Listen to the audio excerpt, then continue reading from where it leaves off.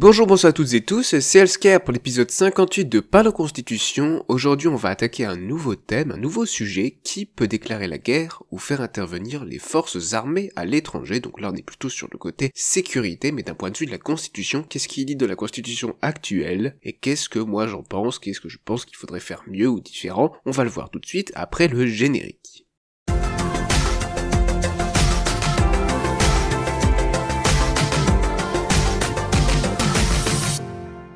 Mais pour bien comprendre ce sujet, il faut d'abord revoir quelques rappels. Les rôles du pouvoir législatif à l'épisode 22 et 23. Qu'est-ce que fait le pouvoir législatif? Il cherche à faire les meilleures normes obligatoires, générales et impersonnelles, c'est-à-dire des lois. Il est là pour déterminer la politique de la nation en relation avec le gouvernement, et donc ça c'est un rôle qui n'est que pour l'Assemblée nationale.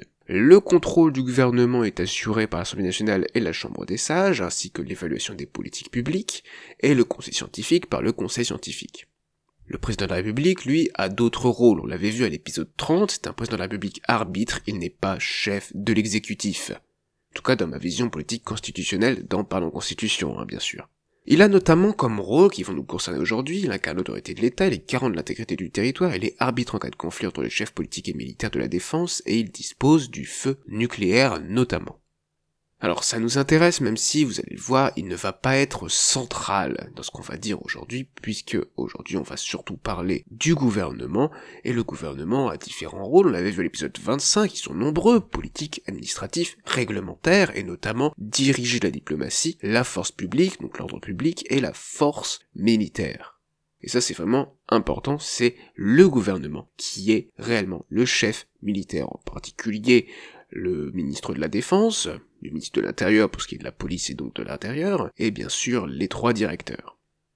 Alors cet épisode-là, pour bien le comprendre, il faut aussi se rappeler ce qu'on a vu à l'épisode précédent, l'épisode 57, puisque la logique est un peu la même. On est dans la continuité de ce qu'il y avait dans l'épisode 57 sur la ratification des accords internationaux, où on avait dit que le gouvernement négocie, approuve et signe. Il y a des contrôles par le Conseil d'État et la Cour constitutionnelle, vous allez le voir, ici on ne va pas en parler, puisque la Cour constitutionnelle n'a rien à voir avec l'intervention militaire, le Conseil d'État non plus n'a rien à dire là-dessus, ce n'est pas réglementaire, ce n'est pas une loi, c'est une intervention militaire. Donc c'est pas le même sujet non plus. On avait dit aussi que le gouvernement devait toujours déposer des projets de loi d'autorisation devant l'Assemblée nationale, avec un veto scientifique qui est possible par le Conseil scientifique. Donc il doit toujours y avoir l'autorisation de l'Assemblée nationale, et le président de la République ratifie ensuite pour les accords qui doivent être ratifiés, s'il le veut ou s'il le veut pas, il le ratifie pas. Il a le droit de refuser de ratifier un traité. Bon, maintenant qu'on a tout ça en tête, on va pouvoir attaquer avec le gouvernement. Le gouvernement, il demande, il initie. Donc on va voir l'article 35 de la Constitution de la 5e République, la version d'abord de 1958, donc de 1958 à 2008. Qu'est-ce que nous dit cet article qui est en fait l'article qui nous parle de l'intervention des forces armées à l'étranger, des déclarations de guerre. Il nous disait en 1958, la déclaration de guerre est autorisée par le Parlement. Ce qu'on voit ici très clairement, c'est quelque chose de très limité en fait. La défense n'est pas l'affaire du Parlement, sauf pour le plus grave, donc la déclaration de guerre, sinon c'est juste le gouvernement. Et on peut le voir très bien, la déclaration de guerre est autorisée par le Parlement, ça ne veut pas dire qu'elle est initiée par le Parlement, c'est le gouvernement qui prépare, qui souhaite une déclaration de guerre, et c'est le Parlement ensuite qui vient l'autoriser. Ce n'est pas le Parlement qui demande au gouvernement de déclarer la guerre. Mais cet article 35, il a évolué avec le temps, et en particulier avec la réforme constitutionnelle de 2008, puisque cet article a été augmenté de quelques paragraphes. Donc d'abord, le premier paragraphe, qui ne bouge pas, la déclaration de guerre est autorisée par le Parlement. Ensuite, le gouvernement informe le Parlement de sa décision de faire intervenir les forces armées à l'étranger. Il informe le Parlement. Ça c'est important, c'est donc qu'il a décidé, qu'il a déjà fait, mais il informe le Parlement au plus tard 3 jours après le début de l'intervention. Donc on remarque bien qu'il a déjà commencé l'intervention, mais il doit quand même le dire, en informer le Parlement qu'il a décidé, c'est le gouvernement qui demande, qui initie, encore une fois. Et là, en fait, c'est une demande très simple, puisque c'est même pas une demande, c'est une information, vous voyez, il n'y a pas d'autorisation. Il précise les objectifs poursuivis, comme c'est marqué ici dans la suite du paragraphe, et cette information peut donner lieu à un débat qui n'est suivi d'aucun vote. Donc dans la Constitution de 1958, ou plutôt ici de la 5e République, à l'heure actuelle avec la version de 2008, on a un gouvernement qui va informer le Parlement de sa décision de faire intervenir les forces armées à l'étranger, qui intervient à l'étranger, qui fait intervenir les forces armées à l'étranger, mais le Parlement n'a rien à dire. En tout cas, pas au début, puisque lorsque la durée de l'intervention excède 4 mois, le gouvernement soumet sa prolongation à l'autorisation du Parlement. Il peut demander à l'Assemblée nationale de décider en dernier ressort. Avec ce 3e paragraphe, on a réellement le pouvoir de Parlement qui commence à émerger. On va finir cet article, on va finir ces paragraphes, puisqu'il en reste encore un petit peu, avant de parler ensuite du Parlement. Donc cet article continue, avec ce dernier paragraphe, si le Parlement n'est pas en session à l'expiration du délai de 4 mois, il se prononce à l'ouverture de la session suivante. Bon, juste un petit commentaire sur ce paragraphe, on pourrait imaginer que le président de la République, s'il juge que c'est urgent que le Parlement, que l'Assemblée nationale donne son avis, il pourrait demander une session extraordinaire. Voilà, juste ça c'est pas très important dans notre sujet, mais c'est quand même quelque chose qu'il faut souligner, c'est que c'est possible. On pourrait l'imaginer. Donc si on résume ces ajouts de 2008, on a une précision et une augmentation des pouvoirs du Parlement et de l'Assemblée nationale en particulier. Mais dans tous les cas, c'est toujours le gouvernement qui initie car c'est lui qui est en charge de la défense. Donc le gouvernement a un rôle d'initiateur et de demandeur, il demande l'autorisation du Parlement. Alors quel est le rôle du Parlement? Bien sûr, ici, dans ma constitution, c'est l'Assemblée nationale qui décide, autorise et veille. La Chambre des sages n'a rien à voir avec ça puisqu'elle s'occupe des lois permanentes, elle n'a pas à s'occuper de politique courante.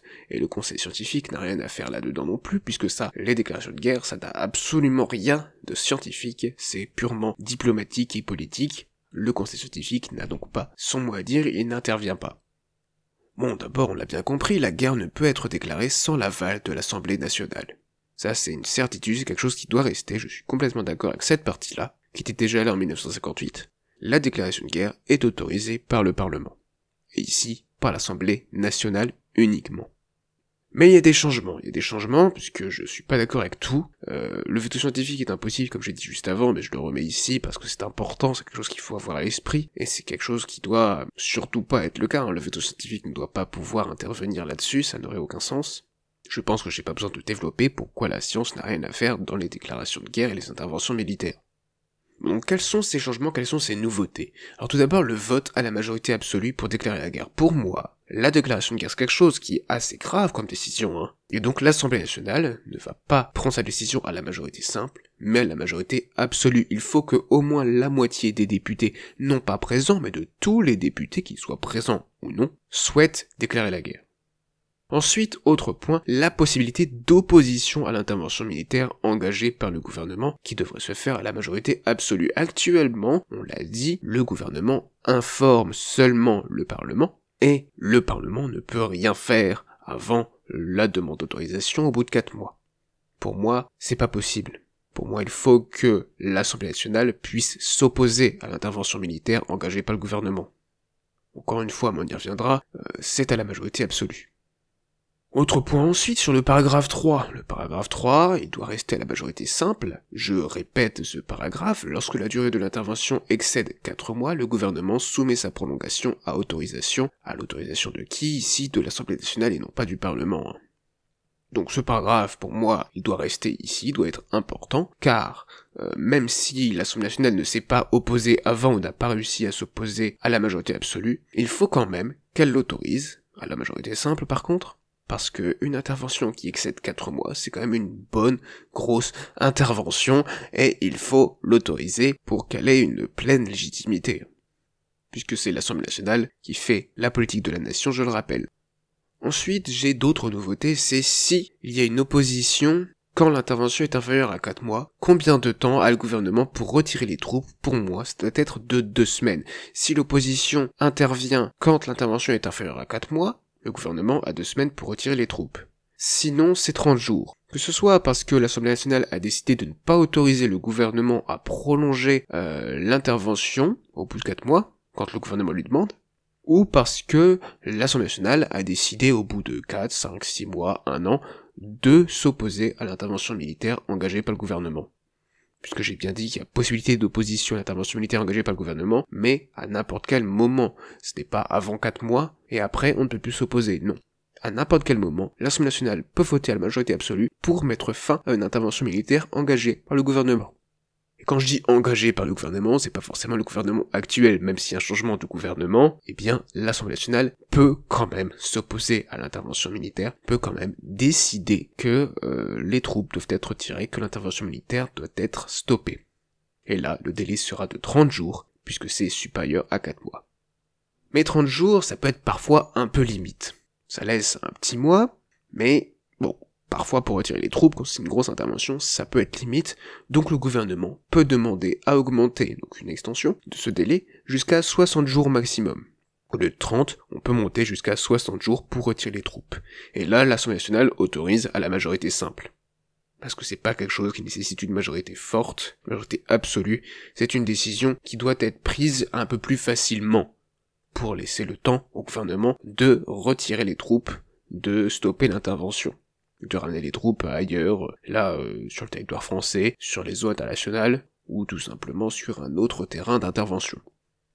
Donc, l'Assemblée nationale, elle décide, on le voit dans ma vision politique constitutionnelle, l'Assemblée nationale décide. C'est pas elle qui initie, c'est pas elle qui dirige l'armée, mais elle décide de la guerre, elle décide de stopper les interventions, elle décide d'autoriser les interventions de plus de 4 mois, et elle veille toujours à ce que les interventions militaires soient cohérentes et que ce soit justifié de les maintenir. Si elle veut les stopper, elle le peut, à la majorité absolue. Donc, en résumé, c'est permettre le consentement et la légitimité sans nuire à la force et à la réactivité. Je développe un peu, pourquoi ne pas faire en sorte qu'il y ait autorisation obligatoire de l'Assemblée nationale avant de faire intervenir les forces armées, puisque c'est elle qui détermine la politique de la nation, c'est elle qui a une pleine légitimité démocratique par rapport au gouvernement. Eh bien, on laisse l'initiation des interventions militaires, pas des guerres, mais des interventions militaires, dans les mains du gouvernement pour un effet de surprise. Car s'il y a des débats qui doivent être faits avant à l'Assemblée nationale, les débats étant publics, et même s'ils ne l'étaient pas complètement, ça risquerait de s'ébruiter, et les pays seraient au courant, ce qui nuirait complètement à l'effet de surprise, et d'un point de vue militaire, c'est pas cool, quoi. Enfin, j'ai pas besoin de développer normalement, mais une intervention militaire, elle est souvent faite pour qu'il y ait un effet de surprise, au moins au début, à son déclenchement. Par exemple, on décide d'envoyer les troupes pour lutter contre le terrorisme dans un pays, sur un territoire donné, là où ils sont un peu plus faibles. Si on décide à l'avance de faire des débats à l'Assemblée nationale pour savoir s'il faut intervenir à cet endroit, etc., eh bien on perd l'effet de surprise, et l'ennemi va pouvoir préparer sa défense. Donc d'un point de vue de l'attaque, c'est pas une bonne stratégie. C'est pour ça qu'il n'y a pas d'autorisation obligatoire. Et même encore plus d'un point de vue de la défense. C'est une réactivité en cas de menace imminente. S'il y a une menace imminente qu'il faut intervenir, soit près du sol français, sur le sol français, ou à l'étranger pour prévenir d'une menace importante imminente, eh bien, il faut de la réactivité, il faut pouvoir intervenir tout de suite, il ne faut pas avoir besoin de demander l'autorisation préalable de l'Assemblée nationale. Donc je résume, même si la force militaire appartient au gouvernement, comme on vient de le voir, pourquoi, on vient de le dire, effet de surprise, réactivité en cas de menace imminente, eh bien l'Assemblée nationale, elle détermine la politique de la nation. Elle est donc légitime pour définir les grandes orientations, comme la déclaration de guerre. Elle doit consentir aux interventions des forces armées à l'étranger. Elle peut alors s'opposer aux interventions et doit autoriser les interventions de plus de 4 mois et les déclarations de guerre. Ce qui suppose la majorité absolue, pour rendre ça plus difficile que la majorité simple, et éviter des décisions hâtives, minoritaires et délétères, sauf pour autoriser les interventions de plus de 4 mois, ou pour augmenter le délai pour retirer les troupes. Cette majorité absolue, c'est pour éviter des décisions qui ne soient pas pleinement majoritaires en cas de déclaration de guerre, c'est pour éviter de l'opposition au gouvernement à l'intervention militaire engagée par le gouvernement qui soit trop facile avec une majorité simple, donc on préférera la majorité absolue pour ça. Mais dans l'ensemble, je le répète, dans ma vision politique constitutionnelle, l'Assemblée nationale détermine la politique de la nation, donc on permet le consentement et l'exercice de sa pleine légitimité, mais on fait en sorte de garder un gouvernement qui initie, qui décide au début d'intervenir, et qui ensuite demande l'autorisation, sauf pour les déclarations de guerre. Pourquoi? Pour pas nuire à la force de l'armée, à la force de la défense et à la réactivité en cas de menace. Bien donc je résume tout ça encore une fois, dans la conclusion, le gouvernement dirige l'armée, demande et initie les interventions, l'Assemblée nationale décide, elle autorise, elle veille, elle autorise les déclarations de guerre et les interventions de plus de 4 mois à la majorité absolue. Elle peut s'opposer à l'intervention militaire engagée par le gouvernement. S'il y a une opposition, le délai pour retirer les troupes est de 2 semaines si l'intervention est inférieure à 4 mois. Elle est par contre de 30 jours sinon. Et elle peut aller jusqu'à 60 jours si le gouvernement le demande, 60 jours maximum, et que l'Assemblée nationale l'accepte à la majorité simple. On voit alors que l'intervention des forces armées à l'étranger est possible, sans autorisation, pour permettre une réactivité en cas de menace et un effet de surprise pour tout ce qui concerne l'attaque et la stratégie militaire. Cet épisode était un peu plus court que les autres, normalement. Je dis normalement parce que je sais pas, j'ai pas de chronomètre, mais bon, peu importe. J'espère quand même que vous avez appris des choses sur l'article 35, que vous avez découvert ma position là-dessus. Si vous n'êtes pas d'accord, n'hésitez pas à les débattre gentiment, bien sûr, respectueusement, dans les commentaires ou sur Discord. Un petit like si vous avez apprécié, on partage aussi, si c'est intéressant, vous avez jugé ça intéressant, allez-y, n'hésitez pas à partager, ça fait monter ma chaîne, ça me donne de la visibilité, ça montre que je ne travaille pas pour rien. Donc merci à ceux qui le font, et à la prochaine. Pourquoi? Pour continuer sur les questions de sécurité dans l'épisode 59, on parlera de l'état de siège et des états d'urgence. Donc à la prochaine pour les états de siège et les états d'urgence, ce sera le sujet de l'épisode 59. Merci à toutes et tous, c'était Elsker, à bientôt.